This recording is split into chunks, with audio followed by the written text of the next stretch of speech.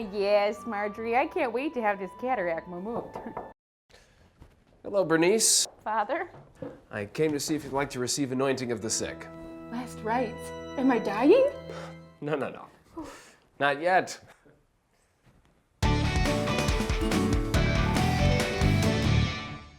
Welcome to Catholic Central. I'm Libby. And I'm Kai. What do you do when someone gets sick? Lie to my boss about having to take care of them so I can get out of work. Or pray for them? Oh, of course. Jesus encouraged people to turn to him for healing, and the Catholic Church takes Jesus at his word. In addition to private prayers, for serious conditions, there is even a sacrament of healing. Otherwise known as the Catholic Sacrament of Anointing of the Sick. People may ask, is it a magic spell to cure diseases? Is it some type of faith healing where people pray instead of seeking treatment? Is it a multi-level marketing scheme for extremely overpriced essential oils that do nothing? No and no, respectively. Anointing of the sick is a ritual through which God connects with us and reminds us that he's present in our lives. Even Catholics can be confused about this rite. Am I dying?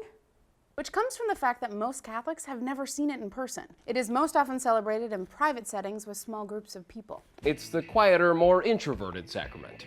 So when would Catholics go beyond just praying for healing and ask for the sacrament? If there is a serious illness, a change in a chronic condition, upcoming surgery, or even if an illness has become difficult to bear. Like if a person is hit with severe depression or feels the effects of aging. You can go to the parish, call and ask for a priest to come to you, or if you're in the hospital, ask for the priest on call.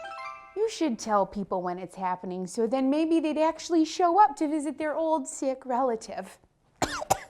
Once there, the priest may ask if the sick person wants to speak privately for a moment. Sometimes people want to confess. After that is completed, they have time to talk. Ideally, family members, close friends, and even caregivers will be part of it.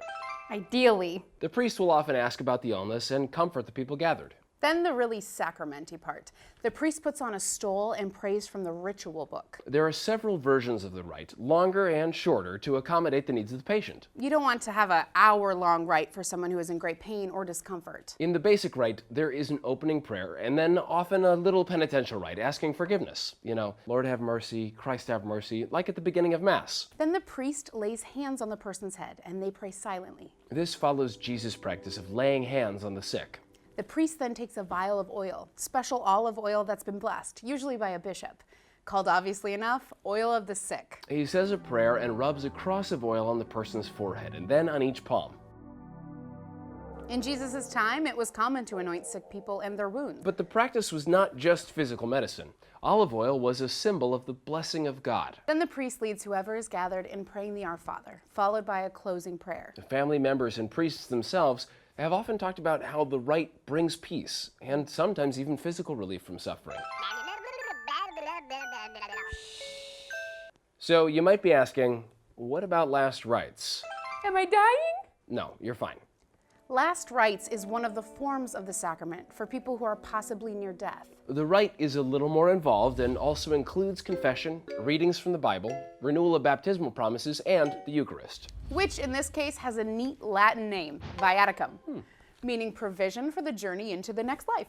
Now, some people wonder, well, what about people who die unexpectedly and never get anointing of the sick? Do they need it to get into heaven? Fortunately, the answer is a definite no. Anointing of the sick is a help and comfort to a dying person, but there's no reason to worry about the soul of someone who didn't receive it. So, to sum up, during anointing of the sick, a priest visits a sick person to pray with them and their families. The priest lays his hand on the sick person and uses blessed oil to, surprise, anoint them. The ritual isn't a substitute for medicine, but expresses our desire for physical healing and prepares us to receive whatever kind of healing we need. Whether physical or spiritual, serious illness can be a frightening and confusing experience in itself. But if people are feeling guilty about where they've gone wrong in their life, the anointing can help them feel God's love and mercy. And maybe even healing. For Catholic Central, I'm Libby. And I'm Kai. Till next time, thanks for watching.